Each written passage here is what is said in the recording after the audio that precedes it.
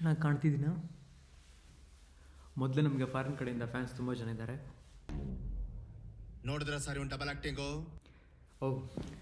ನಮಸ್ತೆ ಅವ್ರನ್ನ, welcome back to the red Ramesh Kumar YouTube channel. Happy running absolutely great.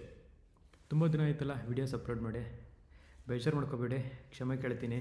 ಯಾಕಂದರೆ exam prepare ಆಗ್ತಿದ್ದೆ, ಅದಕ್ಕೆ videos upload ಮಾಡೋಕ್ಕಾಗಲಿಲ್ಲ.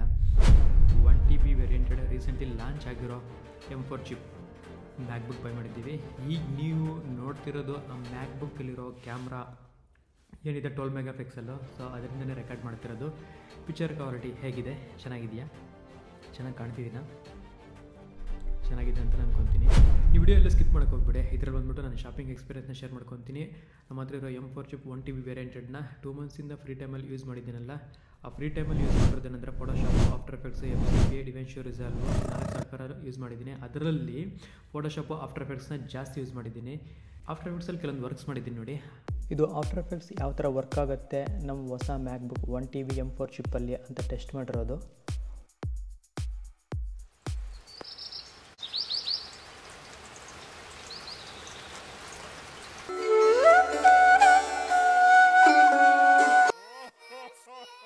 TRKR, show me your skills.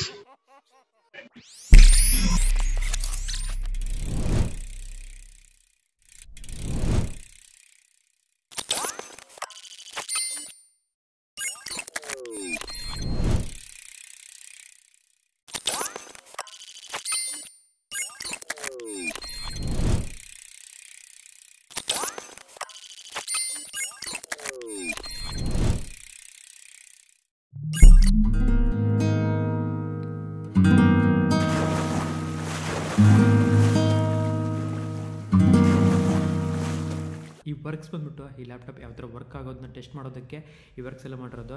ಅಷ್ಟೊಂದು pro level ಇರ್ಬೋದು, ಆದರೂ ಇದನ್ನ ಟ್ರೈ ಮಾಡಿದ್ದೀನಿ. ನೀವಿನ್ನೂ ನನ್ನ ವರ್ಕ್ಸ್ ಬಗ್ಗೆ ತುಂಬ ತಿಳ್ಕೊಬೇಕು ಅಂತ ಹೇಳಿದ್ರೆ ಗೂಗಲ್ಗೆ ಹೋಗ್ಬಿಟ್ಟು RKR ಝೂಮ್ ಇನ್ ಅಂತ ಹೊಡೀರಿ. ಸ್ಪೇಸ್ ಎಲ್ಲೂ ಕೊಡ್ಬೇಡಿ, RKR ಹಾಗೆ ಕಂಟಿನ್ಯೂ ಆಗಿ ಝೂಮ್ ಇನ್ ಅಂತ ಹೊಡೀರಿ. ಬಿಹ್ಯಾನ್ಸ್ ಲಿಂಕ್ ಬರ್ತದೆ, ಅದರಲ್ಲಿ ನೀವು ಬೇಕಾದ್ರೆ ಅದನ್ನು ಫಾಲೋ ಬೇಕಾದ್ರೆ ಮಾಡ್ಬೋದು. ಇಲ್ಲ ಇಂಟ್ರೆಸ್ಟ್ ಇಲ್ಲ ಅಂದರೆ ಇಗ್ನೋರ್ ಮಾಡಿ. ಮತ್ತು www.rkrzoomIn ಎಲ್ಲೂ ಸ್ಪೇಸ್ ಕೊಡ್ಬೇಡಿ .blogspot.com ಅಂತ ಹೊಡೆದ್ರೆ ಅಲ್ಲೊಂದು ಸಣ್ಣ ಸೈಟ್ ಓಪನ್ ಆಗುತ್ತೆ. ಸೊ ಅದರಲ್ಲಿ ನನ್ನ ವರ್ಕ್ಸ್ ಎಲ್ಲ ಸಿಗುತ್ತೆ, ನೀವು ಅಲ್ಲಿ ಬೇಕಾದ್ರೆ ನಮ್ಮ ವರ್ಕ್ಸ್ನ ನೋಡ್ಬೋದು. ಇದರಲ್ಲಿ ನನಗೆ ತುಂಬ ಇಂಪ್ರೆಸಿವ್ ಅನಿಸಿದ್ದೇನೆಂದರೆ Photoshop, after effects, FCP 3 at a time open ಮಾಡಿದ್ರು ನಿಮ್ಗೆ ಎಲ್ಲೂ ಲ್ಯಾಗಿ ಅನಿಸಲ್ಲ. ನಾನು HP Z3 work station use ಮಾಡ್ತಿದ್ದೀನಿ. ಸೊ ಆ ಎಕ್ಸ್ಪೀರಿಯೆನ್ಸು ಇದೆ. ಸುಮಾರು ವರ್ಷಗಳಿಂದ ವರ್ಕ್ ಸ್ಟೇಷನಲ್ಲಿ ಕೆಲಸ ಮಾಡ್ತಿದ್ದೀನಿ. ಸೊ ಅದು ಯಾವ ಥರ ವರ್ಕ್ ಆಗುತ್ತೆ, ವಿಂಡೋಸ್ ಯಾವ ಥರ ಇರ್ತದೆ, ಆ ಆಪ್ರೇಟಿಂಗ್ ಸಿಸ್ಟಮ್ ಹೇಗಿರುತ್ತೆ, ಆ ಸಾಫ್ಟ್ವೇರ್ಗಳೆಲ್ಲ ಯಾವ ಥರ ವರ್ಕ್ ಆಗುತ್ತೆ, ಎಷ್ಟು ಸ್ಪೀಡ್ ವರ್ಕ್ ಆಗುತ್ತೆ ಅನ್ನೋದು ಒಂದು ಕಡೆ ನನಗೆ ಐಡಿಯಾ ಇದೆ. ಇನ್ನು ಮ್ಯಾಕ್ ನಾವು ರೀಸೆಂಟ್ಲಿ ಬೈ ಮಾಡಿದ್ದೀವಲ್ಲ, ಇದಂತೂ ಇಂಪ್ರೆಸಿವ್ ಅಂತಲೇ ಹೇಳ್ಬೋದು. ಅಟ್ ಎ ಟೈಮ್ ನಾನು ಹೇಳಿದ್ನಲ್ಲ, ನಿಮಗೆ 3 ಸಾಫ್ಟ್ವೇರ್ ಯೂಸ್ ಮಾಡಿದ್ರೂ ಎಲ್ಲೂ ನಿಮಗೆ ಲ್ಯಾಗಿ ಅನ್ನೋದು ಅನಿಸೋದಿಲ್ಲ. ನಾನಂತೂ ಸ್ಟ್ರಾಂಗ್ಲಿ ಸಜೆಸ್ಟ್ ಮಾಡ್ತೀನಿ, ಯಾರಾದರೂ ವಿಂಡೋಸ್ ಬೈ ಮಾಡ್ತಿದ್ರೆ ಡೆಫಿನೆಟ್ಲಿ ನೋಡಿ. ರೀಸೆಂಟ್ಲಿ ಲಾಂಚ್ ಆಗಿದೆ ಮ್ಯಾಕ್ ಮಿನಿ ಅಂತ ಹೇಳ್ಬಿಟ್ಟು, ಅರೌಂಡ್ 56,000 ಬರ್ತದೆ. ಸಣ್ಣ CPU, ಅದನ್ನ ನೀವು ಬೈ ಮಾಡಿಬಿಟ್ಟು ಈ ಎಕ್ಸ್ಪೀರಿಯೆನ್ಸ್ನ ನೀವು ತೊಗೋಬೋದು. ಇನ್ನು ನಮ್ಮ ಶಾಪಿಂಗ್ ಎಕ್ಸ್ಪೀರಿಯೆನ್ಸ್ನ ನಾನು ಜೊತೆ ಶೇರ್ ಮಾಡ್ಕೊತೀನಿ. ನವೆಂಬರ್ 11th ಈವ್ನಿಂಗ್ ನಮ್ಮ ಬೆಂಗಳೂರಲ್ಲಿರೋ ಬೇಕೆ ಸಿಟಿ ಮಾಲಲ್ಲಿರೋ ಸಣ್ಣ ರೆಸ್ಟೋರೆಂಟ್ಗೆ ನಾನು, ಅಕ್ಕ, ಬಾವ 3 ಜನ ಡಿನ್ನರ್ಗಂತ ಹೋಗಬೇಕಾದಾಗ ಆಪಲ್ ಸ್ಟೋರ್ ನೋಡಿದ್ವಿ. ನೋಡಿ ಒಳಗಡೆ ಹೋಗ್ಬಿಟ್ಟು M4 ಚಿಪ್ ಲಾಂಚ್ ಆಗಿತ್ತಲ್ಲ, ಅದನ್ನ ನೋಡಿದ್ವಿ, ಇಂಪ್ರೆಸಿವ್ ಅನಿಸ್ತು. ಬೈ ಮಾಡೋಣ ಅಂತ ಹೇಳ್ಬಿಟ್ಟು ಕೇಳಿದ್ರೆ ಅಲ್ಲಿ ಬ್ಲ್ಯಾಕ್ ಕಲರ್ ಇತ್ತು, ನಮ್ಗೆ ಬೇಕಾಗಿದ್ದು ಸಿಲ್ವರ್ ಕಲರ್. ಸರಿ ಇನ್ನಿಲ್ಲ ಅಂತೇಳಿ ನಾವು ಹೊಟ್ಟೋದ್ವಿ. ರೆಸ್ಟೋರೆಂಟ್ ಅಂತೂ ತುಂಬ ಚೆನ್ನಾಗಿದೆ, ಸೂಪರಾಗಿದೆ. ಸೊ ಹಾಸ್ಪಿಟಾಲಿಟಿ ಅಂತೂ ತುಂಬ ಚೆನ್ನಾಗಿದೆ. ಸೊ ಅಲ್ಲಿರಬೇಕಾದಾಗ ಅಗೇನ್ ಕಾಲ್ ಆಪಲ್ ಸ್ಟೋರಿಂದ, ಸರ್ ಸಿಲ್ವರ್ ವೇರಿಯಂಟೆಡ್ ಇದೆ ಬನ್ನಿ ಅಂತ ಹೋದ್ವಿ. ನಾನು ಅಲ್ಲಿ ಹೋಗಿದ ತಕ್ಷಣ ಫಸ್ಟ್ ಸ್ಟೋರೇಜ್ ನೋಡಿದೆ. 1 TB ವೇರಿಯಂಟೆಡ್ ಬೇಕೇ ಯಾಕಂತ ಹೇಳಿದ್ರೆ ಈಗ 512 GB ನಾರ್ಮಲ್ ವರ್ಕ್ ಮಾಡೋರಿಗೆ ಸೆಟ್ ಆಗುತ್ತೆ. ನಾವು ಒಂದು ಸ್ವಲ್ಪ ಜಾಸ್ತಿ ಹೆವಿ ಫೈಲ್ಸ್ ಎಲ್ಲ ಯೂಸ್ ಮಾಡ್ತೀವಲ್ಲ, ಸೊ ಅದಕ್ಕೆ 1 TB ಬೇಕಾಗುತ್ತೆ ಅಂತೇಳಿ. ಇದ್ರ ಸ್ಪೆಕ್ಸ್ ಅಂತೂ ನನಗೇನು ಗೊತ್ತಿಲ್ಲ, just 1 TB variant M4 chip. ಯಾಕಂದರೆ M4 ಚಿಪ್ ನಾನು ಇದಕ್ಕಿಂತ ಮುಂಚೆನೇ ಐಪ್ಯಾಡಲ್ಲಿ ನೋಡಿದ್ದೆ, ತುಂಬ ಚೆನ್ನಾಗಿತ್ತು. ಪರ್ಫಾರ್ಮೆನ್ಸ್ ಅಂತೂ ತುಂಬಾ ಚೆನ್ನಾಗಿತ್ತು. ಸಿಮಿಲರ್ ಆಗಿರ್ತದೆ, ಅಟ್ಲೀಸ್ಟ್ ಅದಕ್ಕಿಂತ ಜಾಸ್ತಿ ಇಲ್ದಿದ್ರೂ ಪರವಾಗಿಲ್ಲ, ಸಿಮಿಲರ್ ಇರ್ತದೆ ಅನ್ನೋ ಒಂದು ನಂಬಿಕೆ ಮೇಲೆ ನನಗೆ M4 ಚಿಪ್ 1 TB ವೇರಿಯಂಟೆಡ್ ಬೇಕು ಅಂತ ಹೇಳ್ಬಿಟ್ಟು ಹೇಳಿದೆ. ಒಂದಂತೂ ಗೊತ್ತಿತ್ತು, ಇದರಲ್ಲಿ ನಾರ್ಮಲ್ ಡಿಸ್ಪ್ಲೇ ಬರ್ತದೆ, ನ್ಯಾನೋ ಟೆಕ್ಸ್ಚರ್ ಡಿಸ್ಪ್ಲೇ ಬರ್ತದೆ ಅಂತ ಹೇಳ್ಬಿಟ್ಟು. ಅಲ್ಲಿ ಕೇಳಿದ್ರೆ ನ್ಯಾನೋ ಟೆಕ್ಸ್ಚರ್ ಡಿಸ್ಪ್ಲೇ ಇದಕ್ಕೆ ನಾರ್ಮಲ್ ಇದೆ, ಇದಕ್ಕೂ 15,000 ವೇರಿಯೇಷನ್ ಅಂತಿತ್ತು. ಸೊ ಆ ನ್ಯಾನೋ ಟೆಕ್ಸ್ಚರ್ದು ಈಗ ಸದ್ಯಕ್ಕೆ ಅವೈಲೇಬಲ್ ಇಲ್ಲ ಸರ್ ಅಂತ ಹೇಳಿದ್ರೆ. ನೆಕ್ಸ್ಟ್ ಡೇನೇ ನನಗೆ ಫ್ಲೈಟ್ ಇತ್ತು ರಿಟರ್ನ್ ಇಲ್ಲಿಗೆ ಬರೋದಕ್ಕೆ. ಸರಿ ಈಗ ಸದ್ಯಕ್ಕೆ ಇದೇ ಅವೈಲೇಬಲ್ ಇದೆಲ್ಲ ಅಂತ ಹೇಳ್ಬಿಟ್ಟು ಅದನ್ನೇ ತೊಗೊಂಡೆ. ಸೊ ಅಲ್ಲಿ ನಮ್ಮ ಮ್ಯಾಕ್ಬುಕ್ 1 TB ವೇರಿಯಂಟೆಡ್ ಬಂದುಬಿಟ್ಟು 2,39,900 rupees ಬೀಳುತ್ತೆ ಬಿಲ್ ನೋಡಿ. ಆದರೆ ಅನ್ಫಾರ್ಚುನೇಟ್ಲಿ ನಾನು ಬೈ ಮಾಡಿರೋದು 2,45,279 rupees ಬೈ ಮಾಡಿದ್ದೀನಿ. ಅದು ನಾನು ನೋಡ್ಕೊಂಡಿಲ್ಲ, ಪೇ ಮಾಡಿಬಿಟ್ಟು ಬಂದುಬಿಟ್ಟಿದ್ದೀನಿ. 1 ತಿಂಗಳಾಗೋಗಿದ್ದು. First EMI ಕಟ್ಟಾಯಿತು. ನಾನು ತೊಗೊಂಡಿದ್ದು ಫೈನಾನ್ಷಿಯಲ್ಗೆ 12 months EMI ಹಾಕ್ಸ್ಕೊಂಡಿದ್ದೆ. 5,000 ಅಡಿಷ್ನಲ್ ಪೇ ಮಾಡಿಬಿಟ್ಟಿದ್ದೀನಿ ಅಂತ ಹೇಳ್ಬಿಟ್ಟು ನಾನು ಸ್ಟೋರಲ್ಲಿರೋ ಸ್ಟಾಫಿಗೆ ಕಾಲ್ ಮಾಡಿದ್ರೆ ಅವ್ರು ಹೇಳಿದ್ದು ನೋಡಿದ್ರೆ ನಾನು ಶಾಕ್ ಆದೆ. ಹೌದು ಸರ್, ನಿಮ್ಮ ಮ್ಯಾಕ್ಬುಕ್ ಬಂದುಬಿಟ್ಟು 2,39,900 rupees ಬೀಳುತ್ತೆ. ಆದರೆ ನೀವು ನಮ್ಮ ಹತ್ರ ಬೈ ಮಾಡಿದ್ದೀರಲ್ಲ, ಡೀಲರ್ ಚಾರ್ಜ್ ಅಂತ ಹೇಳ್ಬಿಟ್ಟು 4,000 rupees ನಿಮಗೆ ಹಾಕಿದ್ದೀವಿ. ಅದು ನಿಮ್ಗೆ ಒಬ್ಬರಿಗೆ ಅಲ್ಲ, ಪ್ರತಿಯೊಬ್ಬರಿಗೂ ಹಾಕ್ತೀವಿ.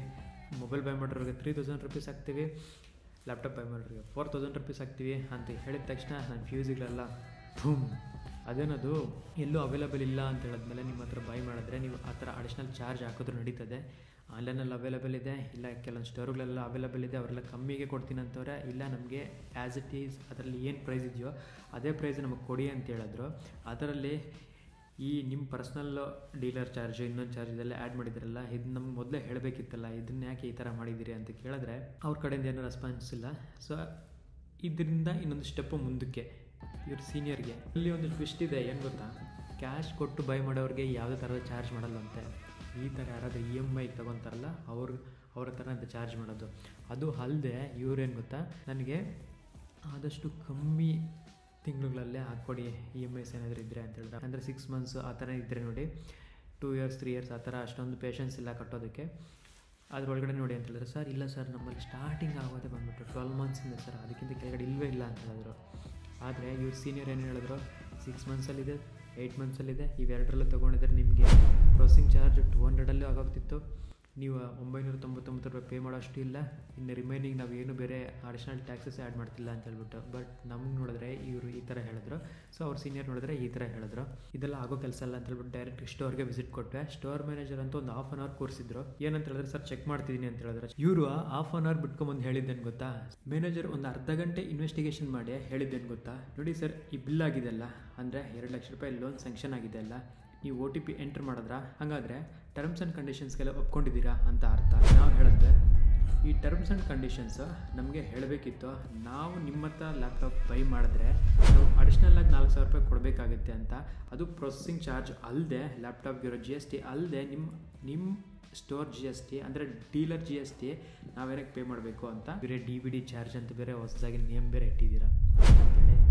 ಸೊ ಈ ಕಾನ್ವರ್ಸೇಷನ್ನು ಹಾಗೆ ನಡೀತಾ ಸೊ ಆ ದಿನ ಆಯಿತು. ನಾವು ಅಲ್ಲಿಂದ ಹೇಳಿ ಬಂದೆ. The next day follow up ಮಾಡ್ತಾ ರೀಸೆಂಟ್ಲಿ 1 week ago ಅವರು ಸರಿ ನಿಮ್ಮ ದುಡ್ಡು ನಿಮ್ಗೆ ವಾಪಸ್ ಕೊಡ್ತೀವಿ ಅಂತ ಹೇಳ್ಬಿಟ್ಟು ಹೇಳಿದ್ರು. ಅಂದರೆ ದುಡ್ಡು ಯಾವ ಥರ ಕೊಡ್ತಾರೆ ಗೊತ್ತಾ, ಕ್ಯಾಶ್ ಕೊಡಲ್ಲ.